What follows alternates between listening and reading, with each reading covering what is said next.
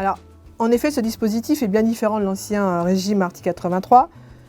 Là, maintenant, je suis chef d'entreprise. Pourquoi devrais-je souscrire en priorité un PERO pour mes salariés? Déjà pour une question assez simple, c'est quand on sait que recruter coûte plus cher que fidéliser. Toutes les études montrent que recruter coûte plus cher que fidéliser. Voilà. En fait, ce PERO, il doit être perçu non pas comme un simple produit de retraite, on voit bien que ce n'est pas ça. Hein. Ce PERO, il doit être perçu comme un vrai outil RH de rémunération, de fidélisation de mon personnel. Et en fait, c'est un outil que je peux piloter. Il peut être réservé à l'ensemble du personnel, il peut être catégoriel. J'ajuste le taux de cotisation au niveau que je souhaite. Donc on a bien compris que dans ce PERO, il y avait 3 compartiments, que le compartiment 3, il est associé à l'employeur. Il faut que son compartiment soit ouvert pour que les 2 autres soient ouverts. Je décide par exemple de mettre 2% de cotisation sur le compartiment 3.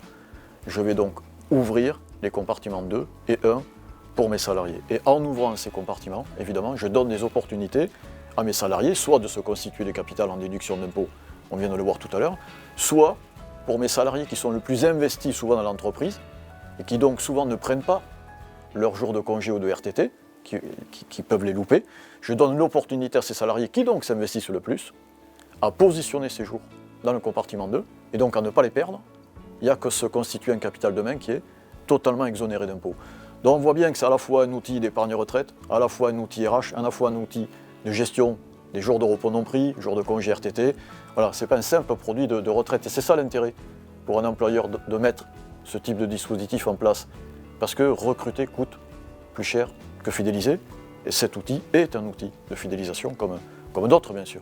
Mais il a cet aspect novateur qui vient renforcer les outils qui sont mis à ma disposition si je suis employeur. Alors, à vous écouter, l'humain est vraiment mis au cœur du dispositif retraite. Oui, Corinne, encore une fois, parce que si mon employeur met en place ce dispositif, on va le prendre à l'envers. S'il ne le fait pas, alors qu'en fait, je peux avoir une offre d'emploi d'un employeur B. Je suis chez l'employeur A. L'employeur A décide de ne pas mettre ça en place, pour X raisons. Il ne le fait pas. J'ai une offre d'emploi chez l'employeur B qui a mis en place ce dispositif. Bien évidemment que ça va faire partie de l'offre de recrutement qui est en face.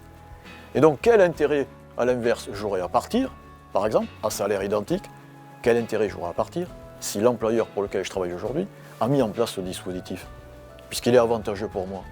Puisqu'en fait, la cotisation obligatoire qu'il va positionner dans le compartiment 3, c'est ça de moins que j'aurais épargné pour ma retraite demain. Donc en fait, quand l'employeur injecte de la cotisation dans ce compartiment, le compartiment 3 du PERO, il me reconstruit du pouvoir d'achat pour demain. Et en fait, c'est ça qui est génial, parce qu'il me verse un salaire aujourd'hui qui correspond à un pouvoir d'achat, et ensuite, il injecte dans ce PERO une cotisation qui va servir également à reconstruire du pouvoir d'achat quand je serai à la retraite. En fait, mon employeur, il reste en vie, je dirais, tout le long de ma vie, à la fois sur ma période professionnelle et à la fois sur ma période privée. Il est là tout le temps, il sera présent tout le temps, il s'inscrit dans le temps.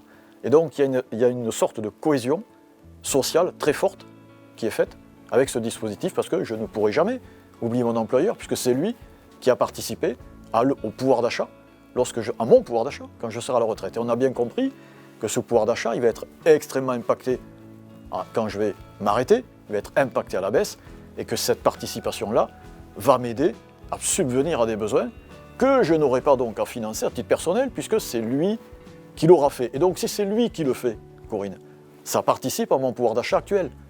Ce qu'il fait aujourd'hui, c'est ce que j'ai de moins à faire. Et non seulement c'est ce que j'ai de moins à faire aujourd'hui, mais en plus il me reconstruit du pouvoir d'achat pour demain. C'est ça l'intérêt de le faire pour mes salariés. Principalement, en plus de la gestion des jours de congé, etc., qui est un outil RH. Mais là, c'est de s'inscrire dans le temps, dans la construction du pouvoir d'achat de mes salariés.